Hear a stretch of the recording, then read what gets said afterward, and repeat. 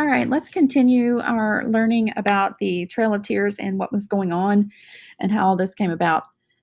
Some background information for you on the Cherokee culture of this time period. We are in the early 1820s around this time. The Cherokee culture thrived for thousands of years in southeastern United States before the Europeans even came here. We know that the Cherokee lived on this land for many, many, many years. When the European settlers arrived, the Indians that they encountered, including the Cherokee, they assisted them with food and supplies. The Cherokee taught the settlers how to hunt, how to fish, how to farm, all in their new environment.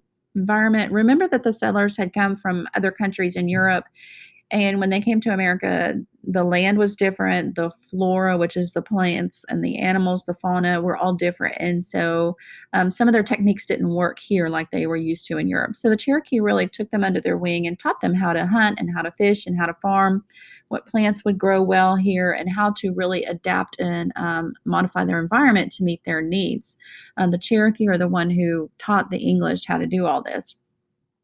They also taught them the correct herbs to use for medicines for illnesses. By the 1820s, some Cherokee farms grew into small plantations. Um, Bigger and bigger as they become more prosperous, they actually had slaves of their own. The Cherokees built grist mills and sawmills and blacksmith shops. They had their own villages. Okay, they encouraged missionaries to set up schools. They wanted their children to be educated in the English language, but they also came about with their own written language as well, which is not something we see a lot with the Native Americans. Most of the Native Americans did not have their own written language, it was just passed down verbally. But the Cherokee did come up with their own language, and it was written. They wanted their children educated in their language and English as well. So these were very forward thinking people. They worked on maintaining their cultural identity. They helped the Europeans and they lived in the same area as the Europeans, but they really wanted to keep their own culture as well. So we have to remember that they were a very prosperous part of society. They were not dullards. They were not uneducated. They were not stupid. They were not lazy.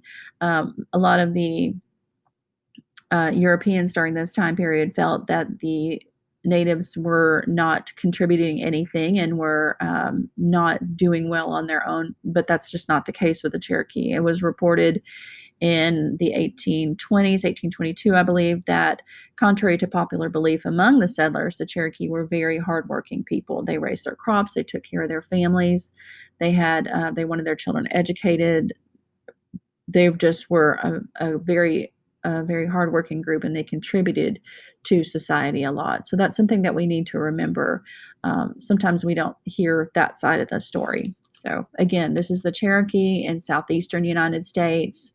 I'll show you a map here in a bit, so we can see exactly where we are.